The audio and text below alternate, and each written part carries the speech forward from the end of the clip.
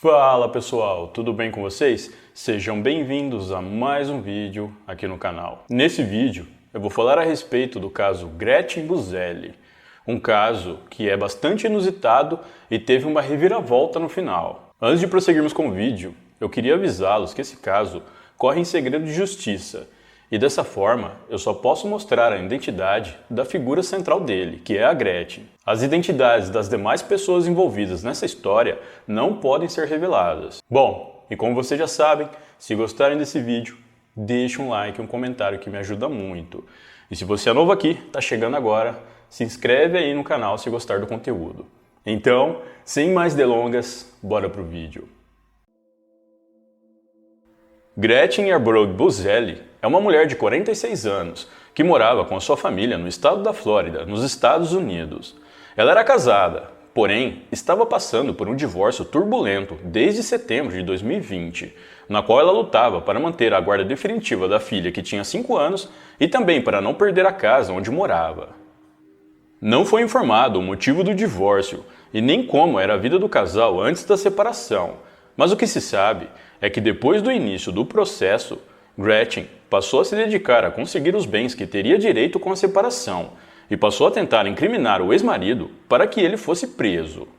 Dentre essas tentativas, ela chegou a alegar para as autoridades que seu ex-marido estava fazendo coisas com a filha deles, que tinha 5 anos na época, como eu já mencionei. Como a guarda estava sendo compartilhada até esse momento, a menina passava alguns períodos na casa do pai. E Gretchen teria relatado às autoridades que foi durante esses períodos que o ex-marido teria cometido o ato. Por conta dessa denúncia, uma investigação foi aberta para saber se de fato o ex-marido de Gretchen estava fazendo essas coisas horríveis. A filha do casal foi submetida a diversos exames, que no fim provaram que as alegações de Gretchen não eram verdadeiras. E isso mostrou que o ex-marido dela era inocente, e a guarda compartilhada da menina foi mantida. Gretchen ficou furiosa com isso. Ela não aceitou os resultados dos exames e disse que eles estavam errados. Ela então foi até o gabinete do Procurador-Geral da Flórida, onde registrou uma queixa formal. Após isso, em agosto de 2021, o Procurador-Geral encaminhou o caso para o Departamento de Polícia da cidade de Tallahassee. No entanto, ao que tudo indica, o caso não chegou a ser levado a sério e nenhuma acusação formal ao ex-marido de Gretchen foi feita. E ela passou a dizer para todos que o sistema era corrupto e que ninguém se importava com ela e sua filha. No dia 17 de junho de 2021, Gretchen decidiu que iria fazer a sua justiça ao seu próprio modo. Para isso, ela usaria uma terceira pessoa, um amigo que estudou com ela no ensino médio e que era envolvido no mundo do crime. Gretchen ainda tinha o contato dele nas redes sociais e decidiu falar com ele para negociar um serviço. Lembrando que esse amigo precisa ter a sua identidade mantida em sigilo e em algumas fontes cita que se trata de um homem, mas em outras diz que é uma mulher. Independente disso, irei me referir no masculino. Uma outra coisa importante, esse amigo ou amiga é uma testemunha-chave no caso. Após entrar em contato com essa pessoa, Gretchen alegou para ele que havia sofrido maus tratos físicos e emocionais por parte do seu ex-marido durante todo o tempo que eles estiveram juntos, e que agora ela descobriu que ele também fez coisas com a filha deles.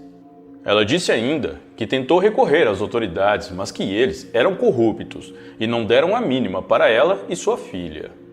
Depois dessas alegações, Gretchen pediu ao amigo para que desse um fim em seu ex-marido e ela lhe recompensaria com um valor de $40 mil. Para que eles pudessem continuar mantendo contato com o objetivo de arquitetarem um plano, Gretchen pediu para que o amigo baixasse um aplicativo de mensagens seguras.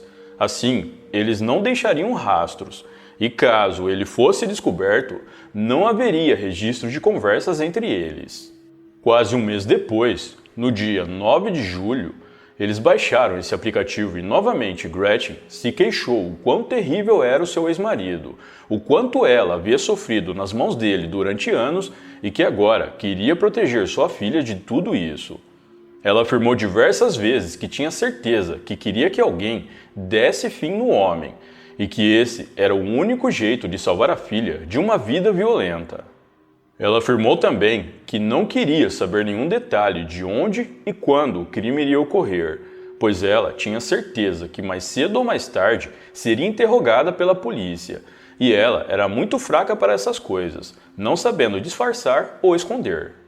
A única coisa que o amigo teria lhe dito era que achava melhor que o corpo do homem fosse jogado no oceano, e Gretchen teria ficado muito animada com isso, afirmando ser uma grande ideia, pois assim as investigações iniciais seriam de um desaparecimento e não de um crime em si. Além do mais, isso daria tempo suficiente para que Gretchen pedisse a custódia total da filha, vendesse a casa, pagasse o amigo pelos serviços e depois se mudasse para outro estado. Ela tinha a intenção de viver no Oregon. Eles acertaram que Gretchen deveria comprar telefones descartáveis, uma coisa muito comum nos Estados Unidos, no qual o telefone só funciona durante o período de sua carga, e depois que essa carga acabar, ele é descartado. Ele também possui um chip sem identificação que o torna impossível de rastrear. Gretchen enviaria um desses telefones ao amigo, junto com um cartão de presente pré-pago, carregado no valor de $1.000 como forma de um sinal pelos serviços, e o restante seria pago depois que o trabalho fosse finalizado. Ela também enviaria os dados e informações do ex-marido pelos correios até a residência do amigo. No dia 21 de agosto de 2021, o amigo ligou para Gretchen, dizendo que havia contratado outro homem para fazer o serviço. Segundo ele tomou essa decisão pois ele e Gretchen tinham uma ligação devido às primeiras mensagens que os dois trocaram nas redes sociais quando ela entrou em contato com ele.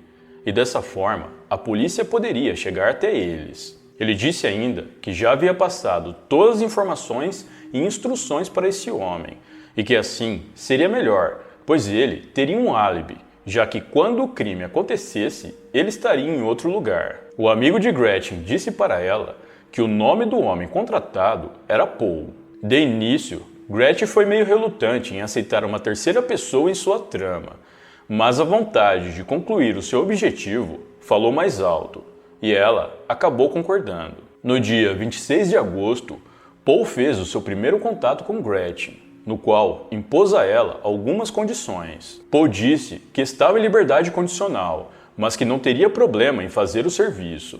Ele pediu $5.000 adiantados, dizendo que esse valor seria pelo crime e pela ocultação do corpo, e que quando Gretchen vendesse a casa dela na Flórida, era para dar a ele mais $20.000. Gretchen concordou com essas condições impostas por Paul, e os dois planejaram como seria feito o pagamento inicial sem que precisassem ter contato direto. No dia 8 de setembro, após o fim do expediente de trabalho de Gretchen, Paul a seguiu até um ponto onde o pagamento inicial seria feito. A mulher entrou no anfiteatro Tallahassee Cascade Park e colocou um envelope que continha os $5.000 iniciais em uma pequena lancheira em cima de uma poltrona.